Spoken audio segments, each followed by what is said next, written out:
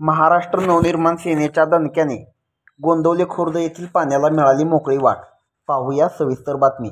मान तालुक्यातील गोंदवले खुर्द येथील सातारा लातूर महामार्गालगत असलेल्या गटारातील पाणी रस्त्यावरून थेट अवघडे वस्तीमधील नागरिकांच्या घरात घुसले होते.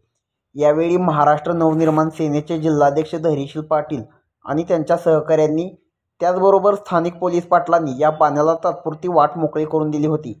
याचवेळी त्यांनी मेगा इंजिनिअरिंग कंपनीच्या अधिकाऱ्यांना चांगलेच धारेवर धरत आंदोलन करण्याचा इशारा दिला होता. मनसेच्या या आंदोलनाच्या दणक्याची दखल घेत मेगा इंजिनिअरिंग कंपनीच्या अधिकाऱ्यांनी पोकलीन मशीन आणून रस्त्याच्या दुतर्फा असलेल्या अडचणींचे निराकरण केले. नाल्यामध्ये अडकलेले चिखल आणि दगड काढून टाकण्यात आले.